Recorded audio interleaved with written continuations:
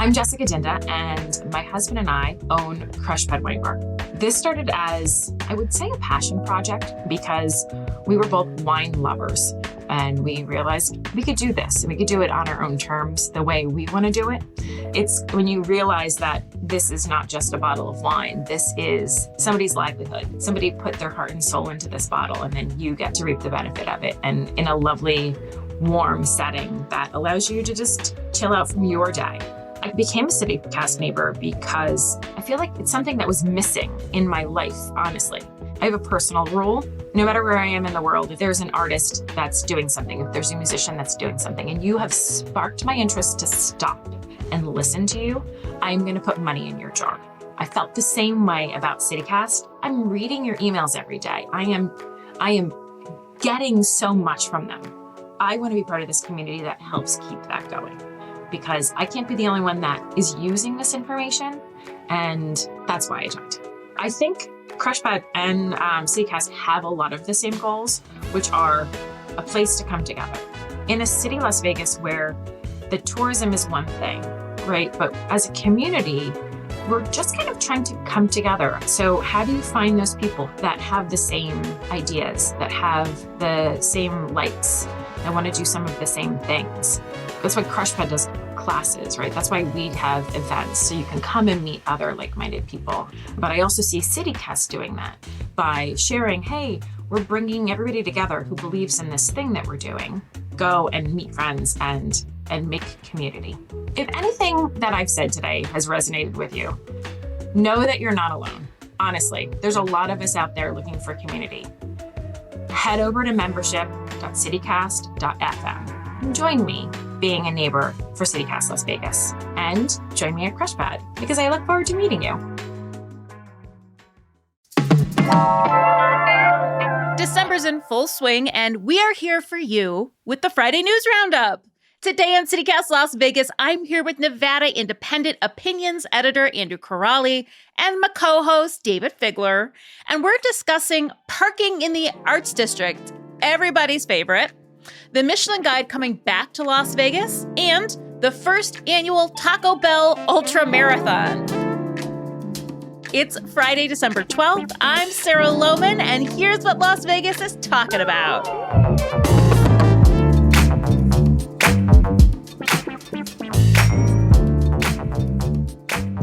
All right, so before we get into the news, we got to talk membership. It's the end of the year. David, why would someone want to become a Las Vegas neighbor? We don't got to talk about it. We want to talk about it because it is the final day of the campaign, and it is so important. Look, if you're one of those people who enjoys that newsletter every day, and I know there are thousands of people, or who listen to us here on our Friday News Roundup and other times, we want to thank you for your support, but also those of you who have become members. You are vital. You are vital to the continued success of this program and that newsletter. So thank you to everyone who's already joined and become a CityCast neighbor. If you're thinking about joining, well, today is that day. I mean, we're kind of doing a very short campaign because we want it to be intense, get out of your way, get right back to the regular programming as we're leading up to the holidays. We are heading into 2026 asking listeners, go deep on all things local. And becoming a neighbor is the easiest way, most joyful way to do that. Neighbors get connected to the city in very real and tangible ways. We do members-only events. We had one last night. It was amazing. I know. If you're not a neighbor already, you've already missed out on this rager of a holiday party we had. So, don't miss the next event. It's going to be great. Plus, don't you get a really cool beanie? Yeah, beanie time, babies. It is beanie time. I'm looking to expand my hat repertoire, so the beanie I find very attractive. Are you really? Are you getting into hats? No, I'm just saying it for the purpose of the message. Yeah, but I love hats and I love beanies and I love walking around branded as CityCast Las Vegas because not everyone recognizes my voice, nor should they, but they do recognize the name CityCast Las Vegas, and that will always spark, guaranteed, an interesting conversation. So don't go into the new year without a plan to plug into your local community. Don't go into the new year without that great beanie. Last day for the Beanie Babies. Nice. Sorry. I love that. So membership is a measly $10 a month, or if you go full year, it's only $100, and it directly supports this show that you're listening to right now. And seriously, today is that last day to join to get that beanie. We'd love to send you one. So go to membership.citycast.fm right now and become our neighbor. Become a neighbor. Okay, my gentlemans, I do have a hot headline for you. Oh, shit, David was drinking coffee. Hang on. Hot headline. That was a good Whoa. one. Yeah, You well, I had a really little hit coffee in my throat. That was caffeine fortified. You could thank Vesta for that one. Thank you, Vesta. Listen, it's big news. Asia Wilson has been named Time's Athlete of the Year. Of course, Asia is here on the Las Vegas Aces. She really is our star player, but a team player, and now the whole world knows. And we're not just talking best female athlete of the year, we're talking best athlete period. Mm-hmm. She's also just one of 4 players in either the men's or women's league to win 4 MVP trophies before the age of 30. The other 3 are Bill Russell, Kareem Abdul-Jabbar, and Cleveland's own LeBron James. So she also wore a Thanos glove, like Thanos' glove in the celebratory parade. So she's my she's queen. got all the stones. She's my nerd. She's got all the Nice. stones. She's got all the stones. She's my queen nerd. Love her. Love Las Vegas. I'm so thrilled to see her out there representing us. So, yeah, there you are. Okay, David. Parking in the Arts District. I have not had the energy to click through to actually find out what's going on. So please, could you give me the TLDR? Yeah. In their never-ending quest to destroy local business, the city of Las Vegas, which is a pattern of conduct over many decades. Whenever something seems to be bubbling up from the grassroots, whenever something seems to be hot, you could rest assured that the city will do what it can to, in their minds, capitalize on other people's work, and B, milk as much money as they can out of it. I am very adamant about this. They have killed so many businesses that I have loved in the past. No more so, and Andrew will remember this, the first coffee shop downtown. This is way back in the 90s. David, you are ranting right now. Can we talk about parking? Well, it is about parking because what the city often does, and they did this back in the 90s when my favorite coffee shop, Enigma, was just starting to bubble up with the culture scene, they decided to make that road one way and get rid of all parking. So the parking issues just keep coming back and back and back. When First Friday was really kind of vibrant, they started letting tow trucks come and take people away who were just trying to enjoy the scene. So when the Arts District started to become a little bit more vibrant, we saw something that we don't see in a lot of places around the valley, and that is paid street parking. Right. And they went through a lot of trial and error to try to find a company or an app or even a policy that made sense. And from my perspective, they still haven't landed on it. The most recent iteration is something called Flowbird, which is an app Flowbird, which disallowed people from basically putting money into a meter and then leaving and someone coming in and taking the remainder of their meter. So every car is tagged to a payment system. And that payment system was fairly modest in the beginning. They were slowly but surely jacking up the prices because they said they re-up if you were still in the bar. You didn't have to go out and feed the meter. That's there's that. And that's still there. But they initially indicated that they were doing all these parking meters for 2 reasons. One, to help the businesses to ensure turnover, that people wouldn't just be planting their cars there for days on end. Fair point. But also bonding for a nice and fancy parking garage. That was always the explanation. And presumably also to pay for all those enforcement agents who are working till 10 o'clock at night.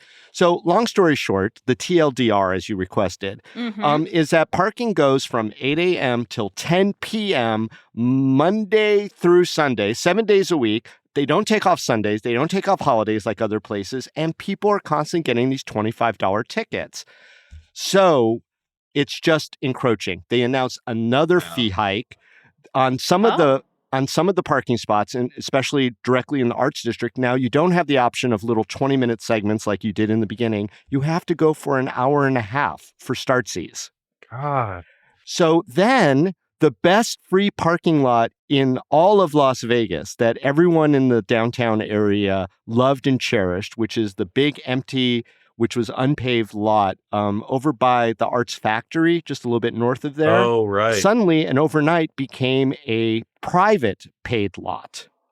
Oh, really? And they want $4 an hour, and it's some sort of weird app that uses AI and stuff. Like, everyone's freaking out. And then people who work and have businesses in the Arts District realize that there's virtually no space unmarked with paid parking now. And the businesses are revolting. Our friends from Taverna Costera are kind of leading the charge. There was a missive 5 pages that was posted. The Nevada Humanities has jumped in. All the other businesses in the Arts District have jumped in. They're going to be doing rallies. On the case. Right. It's like, why, between the private lot and This is a step too now, far. and all the public parking now, basically downtown till 10 at night, even Sundays, people are had enough because they just think that people aren't going to go there. And so, it's at a point where they're like, you got to stop doing this to us. We're just trying to succeed. So where's the parking Right, garage? Is it happening? The parking garage is happening, and I don't know that there's a lot of transparency by the city as far as how far along they are or how funded they are. Or what the costs are, but it is definitely going up. There's no doubt there's going to be a monster parking garage downtown that's maintained by the city. But basically, every open lot that used to be sneaky free parking or low cost parking has now been jacked up.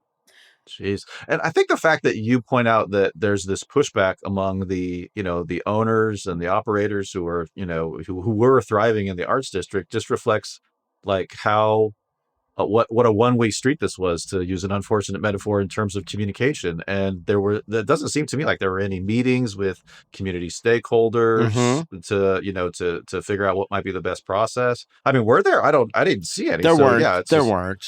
Okay, yeah, and it's just it reflects a real blindness on the part of the city. So obviously, if they're reducing public parking, this must be a push to get people to use public transit, right? So we should expect a light rail to be built downtown soon? Ha ha. That is part of the argument that the city has put out. It's like, well, we want to encourage more walkability and public transit. And sure, they do. But we all know that the system is not built for people to just easily get in and out of a place like the Arts District from whatever place they might be coming from. And while that is a great ultimate goal, I think that, it has to all happen at once. You can't just say someday there'll be better public transit down here. So right now we're just going to screw everybody and get them not used to driving their cars down to the Arts District. This is the second big controversy to hit the Arts District this year, within the last 6 months, because we have the whole noise ordinance thing, keeping bars quiet after 10 p.m. Crazy. So it seems like the Arts District is continuously fending off things that are threatening it. Is a longtime Las Vegan, what do you think the Arts District needs to thrive? What can we do to help it? I mean, I am not by any stretch of the imagination a libertarian, but when I think about the Arts District and what can help it thrive, my sort of inner angry libertarian kicks in, and it says, just leave the Arts District alone for 5 years and let it, evolve and grow and thrive organically. And then, figure out with some level of robust community input, what to do in terms of parking, public infrastructure, the mix of bars to art galleries and restaurants and things like that. But I almost feel like it's being overmanaged to the point where it's kind of being just stifled in the crib. What does alone mean to you? No rules, no laws? Well, no. I mean, come on. Actually, that maybe we should go in that direction. Just make a purely hardcore Mad Max Lord of the Flies post-apocalyptic Arts District. Exactly. No, I'm just saying maybe they could just lay off the aggressive parking and have the bare minimum of some level of paid parking. But if they're going to make these incursions of government interference, make it in ways that are interesting and actually serve the Arts District. Get some cool, small circulating shuttles down there, so people don't have to use their cars. That's a great stuff idea. Like that. So I guess the interventions aren't actually serving the Arts District. As David pointed out, they're extracting from the Arts District. Yeah. I think it's an exploitation. And look, there are little shuttles that float around, but they're inconsistent. They're not going to all the places that you need them to go. And they're certainly not running all the time. Here's the thing. To make the Arts District thrive, just like Andrew says, you need to engage the people who made it something that, created this on your radar city as an extraction point for money. And you got to figure out what you're doing with that money. Look, if you're going to charge people's customers for just the privilege of coming downtown, right? You need to refunnel that parking revenue or any other revenue back into the businesses. They should always have been direct recipients of that because, look, there was someone from one of the hair salons downtown who was on one of the news broadcasts, because this has made pretty big news, who said, look, someone comes down to our hair salon. They're here for a 4-hour hair appointment to get color or whatever. I don't know because I don't have hair. And now they're paying a surcharge to the city for the privilege of being able to sit there. And it's hard enough to, get a lot of people into the mindset that it's easy to just get in and out of downtown. And frankly, the fact that the city is hyper-focused on the hot area right now that's trying to make it and not putting paid parking virtually anywhere else in the city limits speaks a lot to sort of the short-sightedness and money grab mentality of the city. And they just need to be way more thoughtful when they start imposing what's basically taxes on people to even come and patronize. My stylist did just move downtown. I didn't even think about this. And I do, as you know, a lot with my hair and have long appointments. Okay, Figler, but what would you give the Arts District to thrive? What do they need? You've been there a long time. They get a cut of any revenues that are derived out of it, go back to the businesses so that they can provide better customer experiences. It's a no-brainer. And for whatever reason, the city council person down there really seems to be checked out of, the reality and is constantly having to react to these massive protests from the business owners saying, why are you imposing? And look, parking's not the only issue that they have down there. There's all sorts of zoning and regulations and what they could have and not have in their businesses that really look, I'm not a libertarian either, but it does seem like the city of Las Vegas and their many machinations, including how they decide what streets to pull up to repave at the most inopportune times, really aren't being thoughtful and working with the business community or the patrons who go down there. Well, I want a light rail that goes from Water Street to downtown. And in the meantime, I want a big open free parking lot where there are party bus shuttles to take you to the Arts District. Let's make it happen, everybody.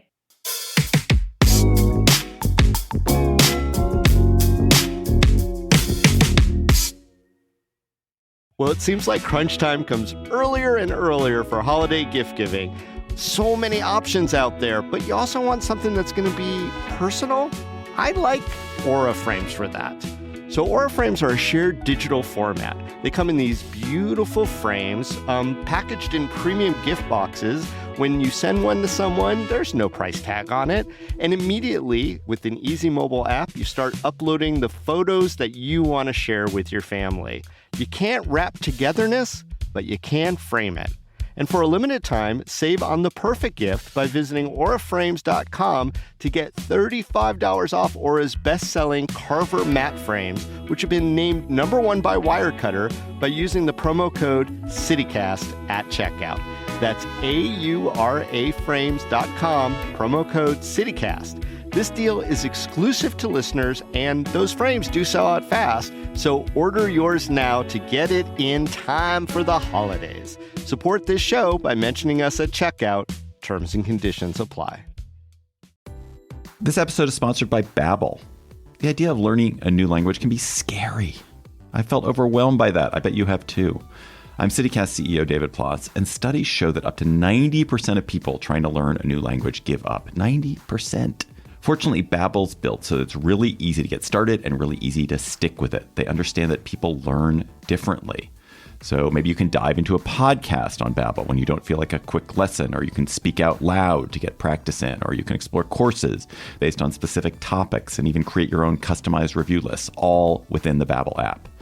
Babbel has made learning a language all about small steps with real wins and progress you can actually track and feel. Bite-sized lessons that fit easily into your daily routine and are also easy to remember. Just 10 minutes a day is enough to start seeing real results. I've been learning Spanish with Babbel, and it's helped when I've traveled in Mexico, and it helps me eavesdrop on my son and my girlfriend when they speak Spanish to try to fool me. No mas, mi corazón. However you learn best, by listening, speaking, reading, or writing, Babbel adapts to your style and keeps you motivated with personalized learning plans, real-time feedback, and progress tracking. And right now, here's a special limited time deal for CityCast listeners. Right now, get up to 55% off your Babbel subscription at babbel.com/CityCast. Get up to 55% off at babbel.com/CityCast. Spelled BABBEL.com/CityCast. Rules and restrictions may apply. Okay, Andrew. So big news for not just Vegas, but the greater Southwest. The Michelin guide, famous for tires and restaurants, is coming back. Can you tell us more? Yeah, but first I want to hear you pronounce that again because Michelin. Wow. Oh, Michelin guide. You busted out your libertarian voice earlier. That's my Michelin judge voice. There you go. Well, yeah, Sarah. The Mich is back. Ooh. So the Michelin guide, they recently announced that it is broadening its editorial palette with an upcoming 2026 guide on restaurants in the American Southwest, which encompasses Arizona, New Mexico, Utah, and of course, Nevada. So as we all know, these are, the Michelin are well-regarded guides from a French tire company. Everyone knows the friendly monster made of white tires. And these guides, which were originally to, encourage people to travel and use up their tires, they feature the recommendations of inspectors with a capital I. These are sort of like mystery shopping, dining critics. Mm-hmm. And they vet restaurants' dishes based on, factors like ingredient quality, cooking technique, consistency. And of course, the best of the best can get anywhere from 1 to 3 coveted Michelin stars. So this announcement puts Nevada and Las Vegas in the Michelin mix. In fact, according to the website, the inspectors are already anonymously visiting Nevada restaurants as we speak. They say they're anonymous, but they're in the giant white tire outfits. Oh, right. Yeah. So Listen, so they're dining anonymously and secretly as we speak. So are the inspectors in the room with us right now? No. David? Okay. No. Oh, okay. There you go. No. I mean, I thought that was going to sound funnier than it did. Well, I was waiting for a big reveal. So first of all, if you have some time, Google Michelin tire ads from the early 20th century, because the Michelin Man was a daddy. You're going to be scandalized. I also want to point out. He's not like the Stay Puft Marshmallow guy? I mean, I always conflated those two. I always got uncanny vibes myself, not zaddy vibes. Oh, so my God. Check that out. No, he's in one. He's like smoking a fat cigar while a father pulls a tire out of his stomach. It is really something. Also, I want to point out the last time the Michelin Guide was here was in 2009. So it's been a long time. I'm kind of excited because especially since it's the broader Southwest, like I feel like it's going to send me on some road trips, which is exactly the point of this. I love that there's going to be these write-ups about restaurants all around the region, And I like the idea of just focusing on the region because, it's going to put a spotlight on your major metropolitan areas. But and everything in Nevada's between. got some really cool, Nevada's got some really cool, strange and interesting restaurants in the back country. I mean, ditto Utah, Arizona, New Mexico, right? Like the point of this is supposed to be road trips. So I actually love that it's regional, not city focused. Yeah. That being said, not everyone loves the Michelin Guide. Some people have rejected their stars because it feels like, oh God, now we have to keep up this like level of service or this menu. And like, what if they come through next time we lose our Michelin star? It can ruin a business to lose a star. Right. And that's more disadvantageous than gaining one. So like, that's what they say. Yeah. Yeah. So I don't know, Figler, you are a fine diner. Like, do you think this is a good thing for Vegas? I'm actually a little sloppy when I eat. Food goes everywhere. You're a fine diner. What do you think? Is this a good thing for Vegas? It's a pro and con thing, right? I mean, most things are. I don't know. We always get into the hype. Somebody's paying for this to be able to include Las Vegas somewhere down the line. Michelin is always sort of a money-oriented thing. They only come to cities or places that are kind of compensating them on some level.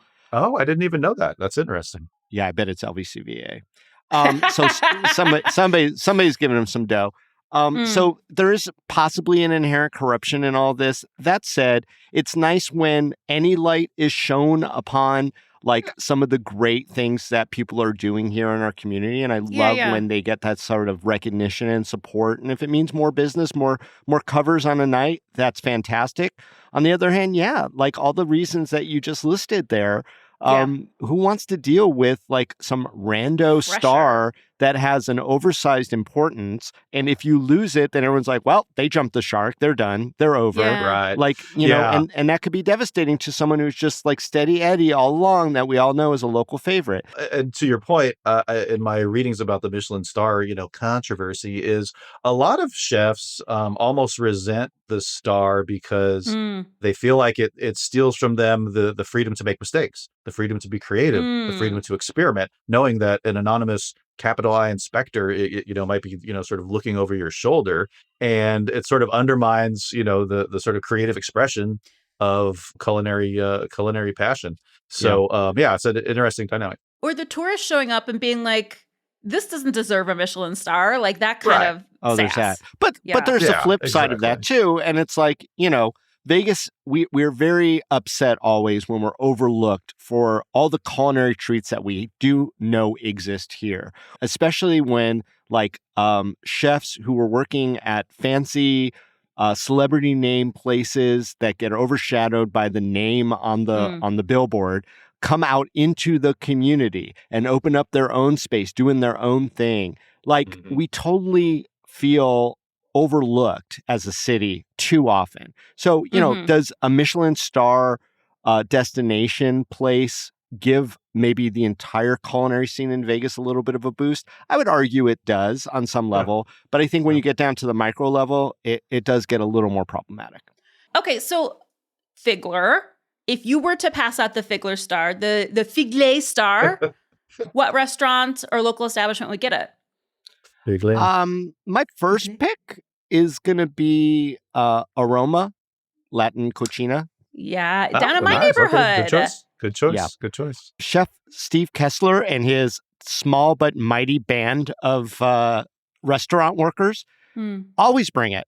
When it first came on my radar, because of a little recognition, he got a James Beard nomination. So I was like, wow, and friends were talking about it. So it was more word of mouth. Showed up, have gone back numerous times, every time blown away at that sort of South American fusion.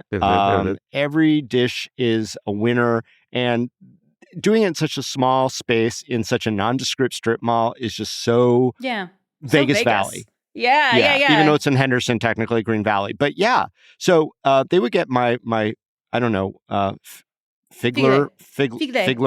Figlet. The Figlet. They would get the Figlet star. Figlet star. The Kirale star. The fig leaf. I would give them the fig leaf. The fig leaf would be my honor that I would bestow upon them. The fig leaf. There you go. Yes. I'll go OG Hungarian. I'll get the Kidai star. So I have my favorite, Michelin stars in my heart are my downtown, staples, Main Street Provisions, Cornish Pasty, Baguette Cafe. Shout out to Baguette Cafe's quiche. But I think, the fact that I invoke these as favorites is, the food is great, but it's also about, becoming friends with the owners and the workers, and eating at these spots is about community connection. And interestingly, what that reveals about the Michelin stars is that they actually do not take into account ambiance. They do not take into account service. It is only food, ingredients, harmony of flavors, expression of the chef's personality. So you could have terrible service at a Michelin star restaurant, but the food could be awesome. And so I think, I guess it sort of reflects maybe in some ways how the Michelin star, in the ways we were talking about it, it's sort of complicated and problematic. And that is, it's also kind of reductive and subjective, right? As all restaurant loves are. How about you, Sarah? Do you have a Michelin pick? Okay, I think the Lohman star is 100% vibes based. Like this is a place you're going to go to and you are going to have a good time. Well, you're going to have a time. You're going to have a story when you come out of it. So the 2025 year-end Lohman stars is awarded to 4 Mile Bar, one of the weirdest, oldest bars in Las Vegas. That Michelin star is going to be covered in smoke and puke, dude. It just has a carpet on the floor. Any bar you walk into that has a carpet on the floor, you're like, whew, all right, well, goodbye consciousness, because I'm on my way out. Honestly, shout out dispensary. Yeah, David, you and I went around this time last year, and it was an absolute night. It's right there in Boulder Highway, and like you can't beat that neon, man. It is also so like photogenic from the outside. The weird history of the neighborhood. Do they have food there? I mean, the guy next to me was unwrapping a very stinky egg salad sandwich, but I don't think that they have. No, I'm sure you could get food delivered. No, there's no food in that bar. I think the air is substantial enough to actually consume as food. There's chips. I think there were chips. And we had a shot of Fireball. So we're really throwing it back. That was sustenance. Yeah, lots that of was lung sustenance. butter as well. Woo. Lung butter. So anyway, if you ever have the chance, hit up Formal Bar because it gets the 2025 Loman Star. In the daytime.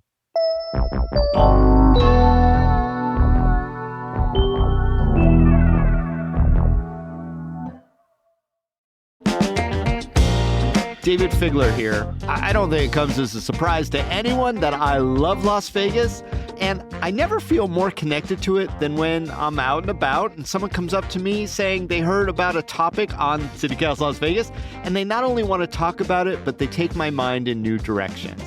You know, that feeling of deep connection with the city? Well, it's why we created the CityCast Las Vegas Neighbors program.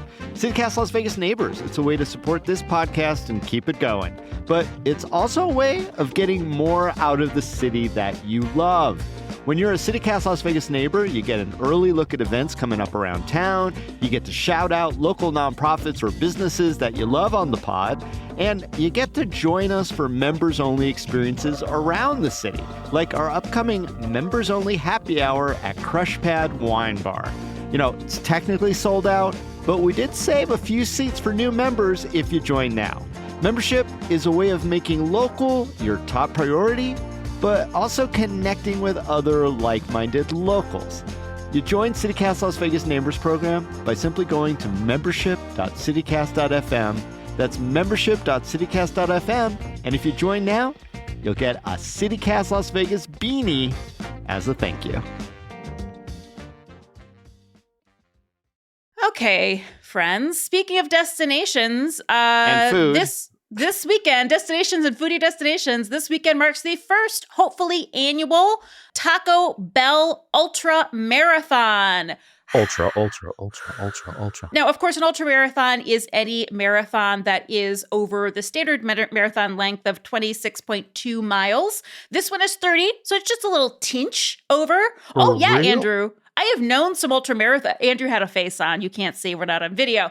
I've known some ultramarathon runners. There are races that are over 100 miles. And here's what I know about these people that run these races. They are insane and hungry. So this seems like the perfect combination because this route, which is happening tomorrow, Saturday, luckily is like a gentle downhill run because they are inviting runners of all skill levels, even though this is a very long run. But instead of those little packets of like pure sweet calories, you have to stop at Taco Bell's, I believe about half a dozen of them.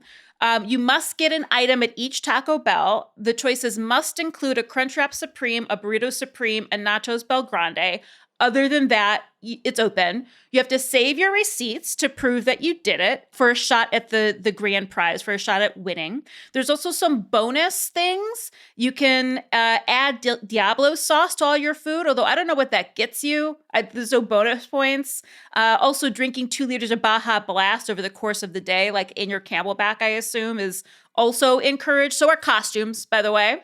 About 60 people have registered. Oh, I should say, too, that this wonderful reporting comes from our very own Rob Katchelrees, too. He really did some deep diving to find out what's going on.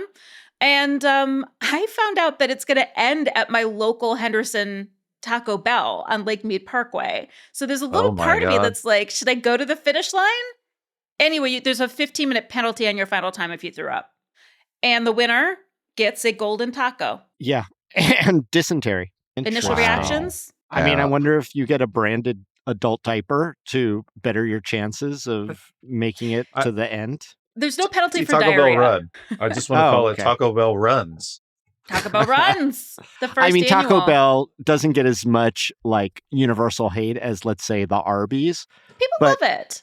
Yeah, but like with all good things, if you're in the camp that Taco Bell is actually a good thing, moderation is especially key here. And 30 miles and pounding Taco Bell food and maybe Bahama Blast to wash it all down doesn't necessarily seem like a wise move for the human body. It's an endurance test, and it scares me. You pound I hope the Taco everyone's Bell, going to be okay. And then the Taco Bell pounds you.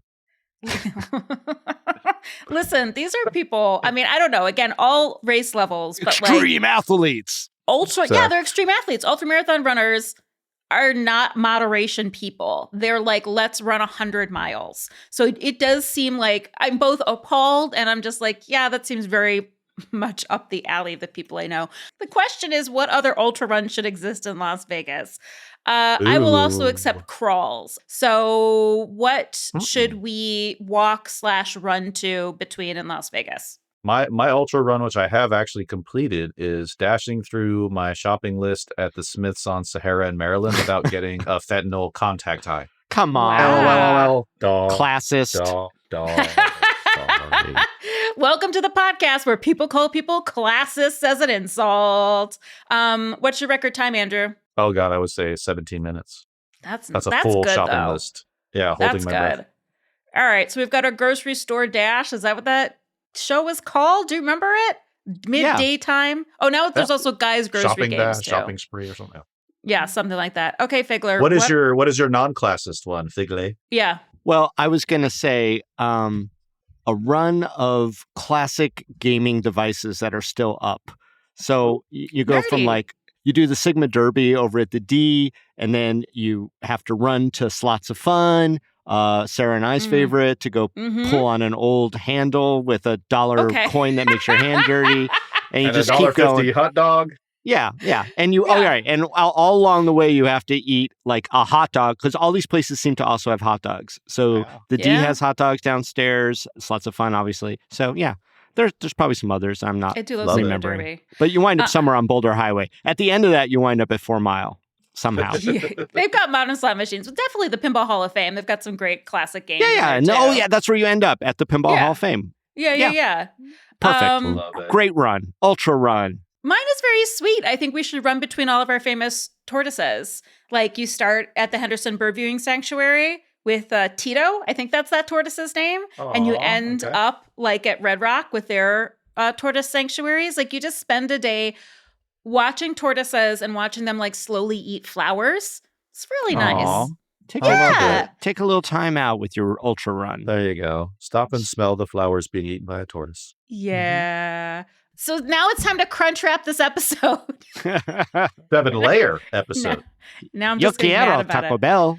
So before we go today, we've got some of our member shout outs, which is my favorite part of our membership program. If you become a neighbor, you too get to shout out your local small business or organization. So Rose T loves evergreen coffee, which we hear amazing things about all the time. I know Leila Muhammad's a big fan too, our producer. Yeah, and Jen S. has high praise for Suzuya Patisserie. She says the Suzuya Patisserie in the Southwest has the most unique Japanese desserts and drinks. It is locally owned and operated too. Ooh. They have an amazing cheesecake, according to our executive producer, Sonia Cho Swanson. They came up in the recipe we did on Asian bakeries, too, so highly recommended. And Sonia S., wait a minute, that's Sonia Cho Swanson, our executive producer. Suspicious. She wants to give a big shout out to Crush Pad Wine Bar, whose owners are a delight. She recently learned that before going into wine, they both had careers as scientists, so they can talk about the geography and molecular biology of the beverage in your glass. Nerds unite. And of course, that's why we hosted our fabulous holiday party for all of our neighbors last night. Yeah. I second Crush Pad. They're awesome. It was amazing. Really. I love that we do these members-only events. You know, we've gone a lot of boozy ones, but not always. And sometimes we emphasize food, sometimes just unique Las Vegas experiences. And if you become a member, you get, an invite to that. It's typically no charge to you. And we love to bestow all sorts of fun gifts and ideas. And more than anything else, you get to meet other like-minded neighbors, people who care as deeply as you do about the community, which is why now is your last chance to join the membership campaign. You also will get that beanie. I mean, I can't emphasize how important that beanie is. But we're also Very giving important away 7 pairs of tickets to Interstellar Arc, the immersive show over at Area 15. Ooh. And that giveaway is only open to our members. So join now if you want to win. Go right now. Pause the podcast before the end credits and head on over to membership.citycast.fm. Go through the process. Just takes a few seconds, actually. And then come on right back to hear Sarah say... Thank you, everybody. Thank you, David. Thank you, Andrew. Thank you. Thank you.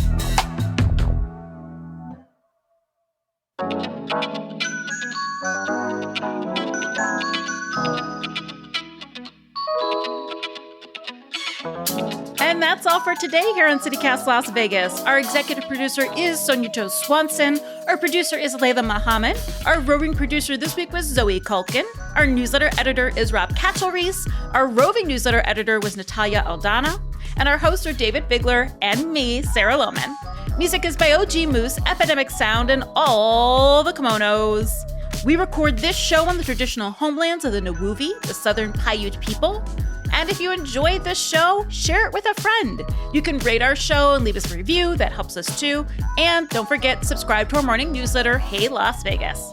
You can also support this show and get great perks by becoming a CityCast Las Vegas neighbor right now at membership.citycast.fm. And we'll be back Monday morning with more news from around the city. Take care.